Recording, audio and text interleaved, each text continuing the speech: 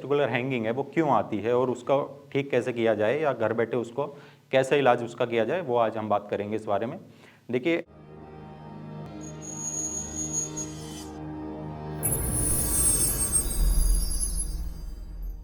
नमस्कार दोस्तों, मैं हूं डॉक्टर उज्जवल, डॉक्टर हेल्थ की तरफ से। जैसा कि मैंने अपनी पिछली वीडियोस में वेरिकोसील के बारे में आपको बताया था, आज हम बात करेंगे टेस्टिकुलर हैंगिंग के बारे में। देखिए, बॉडी का कोई भी ऑर्गन होता है वो ब्लड के थ्रू ही काम करता है। उस पर अगर ब्लड की सप्लाई प्रॉपर जारी होगी तो वहाँ पे वो प्रॉपर तरीके से अपना काम कर रहा होगा, और अगर वहाँ पे ब्लड का सर्कुलेशन अफेक्ट होता है तो कहीं ना कहीं वो टेस्ट अपने जो उसका तरीका है काम करने का, वहाँ पे वो फिर उसमें चीज़ें गड़बड़ा जाएंगी। अब जैसे कि टेस्टिकुलर हैंगिंग है वो क्यों आती है और उसका ठीक कैसे किया जाए या घर बैठे उसको कैसे इलाज उसका किया जाए, वो आज हम बात करेंगे इस बारे में। देखिए, अब टेस्टिकल्स आपका काम कैसे कर रहा होता है, कुछ आर्टरीज होती हैं, कुछ वेन्स होती हैं जिनके थ्रू आपका ब्लड जो होता है वो टेस्टिकल्स तक जाता है। वहाँ पे कुछ वॉल्व्स भी होते हैं जो उसको सर्कुलेशन को मेंटेन करता है, जिनके थ्रू वापस से हार्ट में ब्लड जाता है, आपके हार्ट में जो इम्प्योर ब्लड होता है। अब किसी भी रीज़न से अगर वॉल्व्स में कोई प्रॉब्लम आ रही है या और भी किसी तरीके से, या चाहे ट्रॉमा हो गया, कोई इंजरी हो गई, उसकी वजह से अगर आपके जो टेस्टिकुलर की जो ब्लड सर्कुलेशन है अगर उसमें अफेक्ट आता है या वहाँ पे इम्बैलेंस बनता है, तो वो जो ब्लड इम्प्योर वाला आपका हार्ट तक जाना चाहिए था वो वहीं पे ही ठहरना शुरू हो जाएगा। वो जब कलेक्शन वहाँ पे बढ़ता जाता है तो आपके जो टेस्टिकल्स हैं वो वहाँ पे ऑलरेडी वो थोड़े से हैंग होना शुरू हो जाएंगे, वो वेन्स में थोड़ा सा खिंचाव पैदा हो जाएगा, तो वो टेस्टिकल्स थोड़े से आपको लटकन फील वहाँ पे हो जाएगी। और इसके अलावा क्या क्या रीजन हो सकते हैं कि आपके वेरिकोसील की वजह से भी कई बार क्या होता है कि टेस्टिकल्स में हैंगिंग आ जाती है।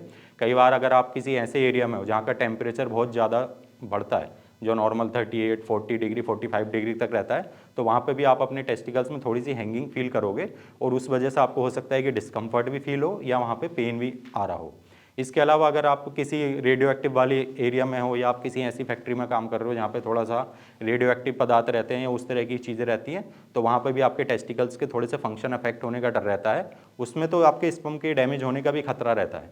तीसरी चीज़, अगर आप किसी ज़्यादा ही कोल्ड वाले एरिया में हो तो जो एरिया होगा वो भी आपके कहीं ना कहीं हैंगिंग पे असर डाल रहा होगा। अब क्या होता है कि जो आपके टेस्टिकल्स का जो नॉर्मल टेम्परेचर होता है वो आपके बॉडी के टेम्परेचर से 3 से 4 डिग्री हमेशा कम रहेगा। तो अगर आपका बॉडी का टेम्परेचर जो नॉर्मल होता है 37 डिग्री होता है, तो आपके टेस्टिकल्स का उस टाइम टेम्परेचर चल रहा होगा 34 डिग्री के आसपास।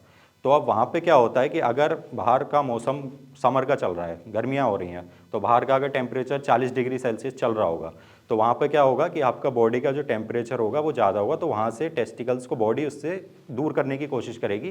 कुछ क्रीमेस्टर सेल्स के नाम से मसल्स होती हैं वहाँ पे, वो क्या करेंगी, आपके टेस्टिकल्स को कंट्रोल करके रखती हैं कि अगर बाहर का मौसम ज़्यादा है, गर्म है, तो वो अपनी तरफ उसको अपने शरीर से दूर करने की कोशिश करेंगे, और बाहर का मौसम ठंडा है तो उसको अपनी कैविटी में लेने का काम करती हैं। इससे टेस्टिकल थोड़े थोड़े से मूव होकर आपकी जो स्पर्म का जो प्रोडक्शन है या जो उनको जो डैमेज होने से अपनी तरफ से ही वो बचाने का काम करती हैं। तो ये थोड़ा सा स्मार्टली तरीका है, बॉडी अपने आप ही उस समय काम करती है। और अब इन किसी भी रीज़न से अगर चीज़ें अफेक्ट होती हैं तो वहाँ पे आपके टेस्टिकल्स थोड़े से लटक जाएंगे।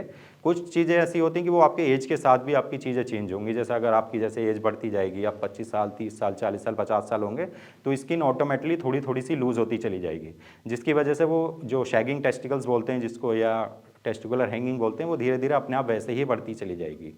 इसके लिए आप कर क्या सकते हैं, आप जो किसी पेशेंट को हैंगिंग आ रही है टेस्टिकल्स की, या फिर उसकी डिस्कम्फर्ट बन रहा है या नसों में वहाँ पे दर्द हो रहा है, तो इन सब चीज़ों से बचने के लिए कर क्या सकते हैं।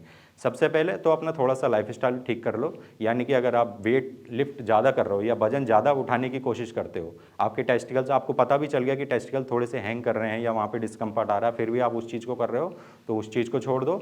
दूसरा, टेस्टिकल्स को थोड़ा सा सपोर्ट देने की कोशिश करो।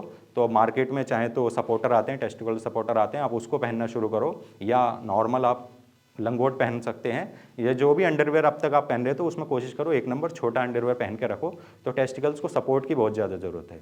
दूसरा, अगर आप किसी भी दूसरी तरह की एक्टिविटी में हो, चाहे आप अल्कोहल का सेवन ज़्यादा कर रहे हो या स्मोकिंग कर रहे हो, तो उसको वहीं पे रोक देना, क्योंकि वो भी आपकी स्किन को वहाँ पे अफेक्ट डालती है। अपना थोड़ा सा जो डाइट है उसको बैलेंस कर लो, और जो अपना वेट है, वेट पे थोड़ा सा ध्यान देना कि वेट आपका, अगर स्किन वहाँ पे ढीली पड़ेगी तो आपको हैंगिंग की प्रॉब्लम बढ़ती चली जाएगी। इसके साथ आप पता कैसे कर सकते हैं कि आपके टेस्टिकल्स में हैंगिंग आ रही है या फिर वहाँ पे कोई प्रॉब्लम आ रही है, उसकी वजह से कोई दूसरी प्रॉब्लम तो नहीं बन रही। तो आप एक अल्ट्रासाउंड करा सकते हैं, यूएसजी स्क्रोटम कलर डॉपलर में होता है। आप वहाँ पे लैब वाले को बता के सेल्फ लिखवा के खुद से उस अल्ट्रासाउंड को करा सकते हो। अगर किसी और वजह से कोई प्रॉब्लम आ रही होगी तो वो अल्ट्रासाउंड में निकल के आ जाएगी। आप चाहो तो एक सीमन एनालिसिस करा सकते हो कि उसमें आपके स्पर्म डैमेज हो रहे हैं कि नहीं हो रहे हैं, या वेरिकोसील की वजह से स्पर्म पे कोई इफेक्ट तो नहीं आ रहा, वो भी उस चीज़ से पता चल जाएगा। साथ में आप एक एक्सरसाइज में आप कीगल एक्सरसाइज कर सकते हैं, यानी कि आप अपने पेल्विक एरिया के जो ब्लड का सर्कुलेशन उसको मेंटेन करके रखो। दूसरा, शोल्डर स्टैंड वाली एक्सरसाइज आप कर सकते हैं। आपके गुरुत्वाकर्षण जो है उसको थोड़ा सा चेंज करना पड़ेगा। आप जैसे खड़े रहते हैं तो टेस्टिकल नीचे की तरफ हैंग होंगे, तो आप पैर दीवार से लगा के पीछे कमर के बल लेट जाइए, शोल्डर स्टैंड की पोजीशन में 2 मिनट 4 मिनट रहिए, तो वहाँ पे वो टेस्टिकुलर जो हैंगिंग है उसमें बहुत ज़्यादा उसमें फ़ायदा मिलेगा। इसके अलावा अगर टेस्टिकल्स में किसी और तरह की भी प्रॉब्लम आ रही है, यानी कि पेन हो रहा है, डिस्कम्फर्ट हो रहा है, या वहाँ पे नसों में सूजन ज़्यादा बढ़ती नज़र आ रही है, आपको लग रहा है कि थोड़ी सूजन बढ़ गई है, हैंगिंग भी बढ़ गई है, तो आप जांचें कराओगे। जांचें जो होंगी, जो अल्ट्रासाउंड होगा, आप लोकल डॉक्टर से मिलिए, वहाँ पे वो आपको, आप यूरोलॉजिस्ट से मिलिए, वो आपको गाइड करेंगे प्रॉपर तरीके से कि इसमें क्या प्रॉब्लम आ रही है। और अगर वहाँ पे वो प्रॉपर तरीके से आपको गाइड नहीं कर पाते हैं या आपको उनकी चीज़ें समझ में नहीं आती हैं, तो आप नीचे दिए गए नंबर से हमसे बात कर सकते हैं, यहाँ से एक प्रॉपर गाइडेंस ले सकते हैं। अगर उस चीज़ के लिए कोई ट्रीटमेंट होगा या आपकी लाइफस्टाइल में जो भी चेंजेस होंगे, कुछ एक्सरसाइज होंगी, वो यहाँ से बताई जाएंगी, आप उनको फॉलो कीजिए। और मिलते हैं इसी तरह के किसी नए टॉपिक में अगली बार। धन्यवाद।